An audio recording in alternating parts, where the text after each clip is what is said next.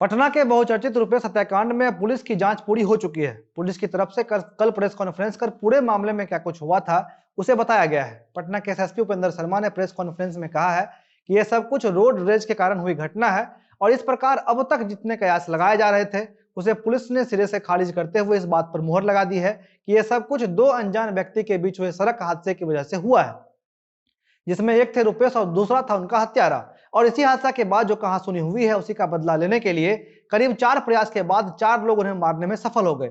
इस केस को लगातार एसआईटी, सीआईडी और एफएसएल की टीम पिछले कई हफ्तों से जांच कर रही थी और पुलिस ने करीब 600 जीबी से अधिक सीसीटीवी फुटेज को अध्ययन किया है, तब जाकर इनमें से एक का पता मिल पाया है, जिसे कल पुलिस ने पटना से गिरफ्तार किया है। इसका नाम ऋतुराज बताया गया है। नमस्ते, मेरा नाम अमन शर्मा है और आप जनता जंक्शन देख रहे हैं और यह हमारा विशेष कार्यक्रम सुबह सवेरे है, जिसके माध्यम से हम आपको बिहार की 5 प्रमुख खबर बताते हैं।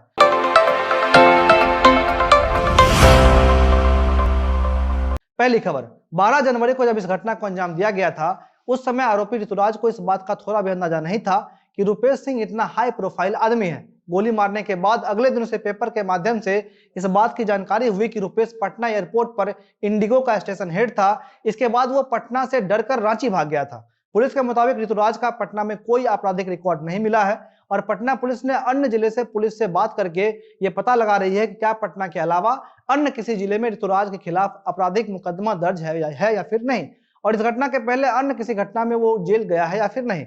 जानकारी के मुताबिक ऋतुराज हर कुछ दिनों पर अपनी बाइक बदल ले रहा था और इस हत्याकांड को ऋतुराज ने जिस बाइक से अंजाम दिया था वो भी चोरी का ही था। ऋतुराज ने जयपुर के सनराइज यूनिवर्सिटी से भूगोल में बीए किया है और 2016 में जब वो बिहार आया था तो मोटरसाइकिल चोरी करने वाले टीम में शामिल हो गया था।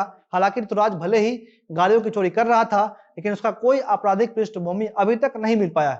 हत्या में जिस मोटरसाइकिल और पिस्टल का उपयोग किया गया था उसे भी पुलिस बरामद कर चुकी है। पूछताछ में आरोपी ने बताया कि 29 नवंबर को रुपेश सिंह से उसकी एक दुर्घटना हुई थी जिसमें रुपेश ने उसको पीट दिया था। ऋतुराज ने बताया कि इसी घटने के बाद वो काफी गुस्से में था और लगभग पिछले 1.5 महीने से वो रुपेश सिंह को मारने के प्रयास में लगा हुआ था। आरोपी ने यह भी स्वीकार किया है कि उसने रुपेश सिंह पर 4 से 5 राउंड फायरिंग किया था। इसके पहले रुपेश सिंह की हत्या को लेकर कभी शक ठेकेदारी पर गया तो कभी अन्य किसी वजह पर। हालांकि पुलिस ने जिस सड़क दुर्घटना को इस हत्या का वजह बताया है उस पर रुपेश सिंह के परिवार वालों ने यकीन करने से मना कर दिया है। रुपेश सिंह की पत्नी ने कहा है कि इतने बड़े सामाजिक आदमी की हत्या के पीछे इतनी छोटी वजह पचने वाली नहीं है। हालांकि नवंबर में गाड़ी की एक्सीडेंट वाली बात को उनकी पत्नी नीतू ने स्वीकार भी किया है, लेकिन उन्होंने कहा कि जब तक रुपेश गाड़ी से उतरे थे तब तक टक्कर मारने वाला वहां से भाग चुका था, इसलिए उनकी हाथापाई या बहस उस दौरान नहीं हुई थी। रुपेश सिंह की पत्नी ने यह भी कहा है कि इस मामले में किसी को बचाने का प्रयास किया जा रहा है। हालांकि रोड रेज जैसी छोटी घटना को लेकर अगर किसी को गोली मार दी जा रही है और पुलिस कई हफ्तों तक इसकी जांच भी कर रही है तो ये पुलिस के जांच प्रणाली पर सवाल खड़ा कर रहा है। और अंत में आपको याद दिला दें कि 12 जनवरी को इंडिगो के स्टेशन हेड रुपेश सिंह की गोली मारकर हत्या की गई थी। हत्या के बाद से राजनीतिक गर्माहट खूब बढ़ गई थी। नेता प्रतिपक्ष से लेकर लोजपा अध्यक्ष चिराग पासवान रुपेश सिंह के परिजन से मिलने भी गए थे और इस घटना को लेकर नीतीश कुमार पर खूब निशाना भी साधा गया था। खुद मुख्यमंत्री नीतीश कुमार ने मामले को अपने संज्ञान में लेकर जल्द से जल्द जांच करने का आदेश भी दिया था। हालांकि उनके आदेश के बावजूद पुलिस को जांच में कई हफ्तों से ज्यादा का समय लग गया। अब दूसरी खबर, हम हमेशा बात करते हैं कि बिहार जातिवाद की वजह से पीछे रह गया, लेकिन हमारे नेता इतने बुद्धिमान हैं कि हमेशा विकास को जाति से जोड़ देते हैं।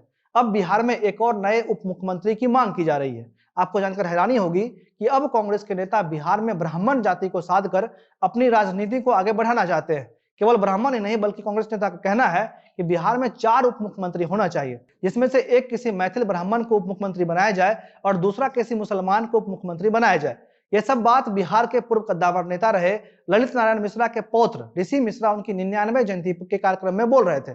ऋषि मिश्रा भी पूर्व में विधायक रह चुके हैं। उन्होंने कहा कि सरकार बनाने में मैथिली ब्राह्मणों का बहुत बड़ा योगदान है, इसी लिहाज से मैथिली ब्राह्मणों का प्रतिनिधित्व मिलना चाहिए। ऋषि मिश्रा ललित नारायण मिथिला विश्वविद्यालय के कार्यक्रम में शामिल होने के लिए पहुंचे थे। ऋषि मिश्रा ने वहां मौजूद प्रतिमा पर फूल माला भी चढ़ाया और उसके बाद उन्होंने ये सब बातें कही। ऋषि मिश्र के इस मिथिलांचल और मैथिली ब्राह्मण वाले बयान से राज्य में एक बार फिर से नई राजनीतिक बहस शुरू हो गई है। इस कार्यक्रम में भाजपा विधायक नीतीश मिश्रा भी मौजूद थे। ऋषि मिश्र ने सबका साथ और सबका विकास की बात को दोहराते हुए अंत में फिर से एक मुसलमान और एक मैथिली ब्राह्मण को उप मुख्यमंत्री बनाने की मांग को रखा है।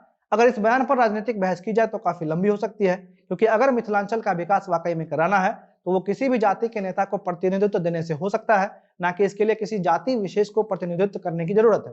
अब तीसरी खबर, अगली खबर किसान आंदोलन से जुड़ी हुई बिहार की राजनीति में मची खलबली को लेकर है। जेडीयू के राष्ट्रीय अध्यक्ष और राज्यसभा सांसद आरसीपी सिंह ने राज्यसभा में कृषि कानून और कोरोना समेत कई मुद्दों को लेकर विरोधियों पर जमकर निशाना साधा है।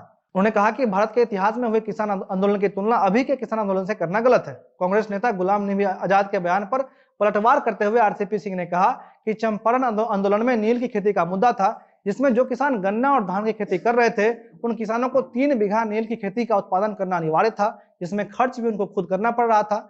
तीनों बिल में इस तरह का कोई चर्चा नहीं है। वहीं खेरा आंदोलन में लगान का मुद्दा था और अभी के तीनों बिल में लगान का मुद्दा भी नहीं है, इसलिए इसकी तुलना भी किसान आंदोलन से नहीं होनी चाहिए। आगे उन्होंने कहा कि बिहार में 2005 में जब एनडीए की सरकार बनी तब वो मुख्यमंत्री के साथ सेक्रेटरी थे। बिहार सरकार ने एपीएमसी को खत्म कर दिया, जिससे भ्रष्टाचार की कमर टूट गई और आज बिहार में अनाज का उत्पादन 181 लाख टन है। 2005 में अनाज का उत्पादन मात्र 81 लाख टन था। यह सब इसलिए बढ़ा है क्योंकि हमने भ्रष्टाचार को बढ़ावा देने वाली एक्टिविटी को खत्म कर दिया है। कृषि कानून को किसान के हित में बताते हुए आगे उन्होंने इसके फायदे भी गिनाए हैं। उन्होंने कहा कि किसान को आजादी है कि वो अपने अनाज को जहां मन करे वहां बेच सकता है और अपनी उपज को वो मंडी में भी बेच सकता है। डॉक्टर लोहिया को याद करते हुए उन्होंने कहा है कि लोहिया जी कहा करते थे कि कल ही राजनीति से आगे चलना चाहिए। सरकार ने एक्ट बना दिया है, लोग सुप्रीम कोर्ट भी गए, सुप्रीम कोर्ट ने भी अपने आदेश दिए हैं और सुप्रीम कोर्ट जो आदेश देता है उसे हम लोग उसका स्वीकार करते हैं। सरकार ने भी उसे स्वीकारा है और आंदोलनकारियों को बातचीत करने के लिए बुलाया गया है। अब चौथी खबर पंचायत चुनाव से जुड़ी हुई है। इस साल होने वाले पंचायत चुनाव को लेकर राज्य निर्वाचन आयोग एक्शन मोड में आ चुका है।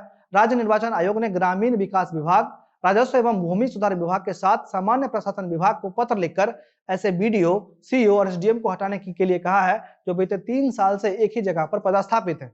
इसके साथ ही आयोग ने उन अधिकारियों को भी हटाने का फरमान जारी किया है जो दागी या फिर अपने काम में लापरवाही कर रहे हैं। इसके साथ ही आयोग ने इस पत्र में उन पदाधिकारियों की जानकारी भी विभाग से मांगी है जिन पर पंचायत चुनाव में गड़बड़ी करने से या फिर ठीक से काम नहीं करने का आरोप लगा हुआ है। आगे आयोग ने वोटर लिस्ट में गड़बड़ी को लेकर भी सतर्क किया है। आयोग ने कहा है कि अगर मतदाता सूची में कोई गड़बड़ी होती है तो उसके लिए बीडीओ जिम्मेदार होंगे। आयोग ने निर्देश दिया है कि अंतिम सूची प्रकाशित करते वक्त सभी बीडीओ को यह लिखित प्रमाण देना होगा कि प्रकाशित मतदाता सूची सही है। सुधार के बाद मतदाता सूची का प्रकाशन 19 फरवरी को होगा। इसके साथ ही राज्य निर्वाचन आयोग ने मुखिया पद से लेकर वार्ड सदस्यों के लिए सिंबल भी अलॉट कर दिया है।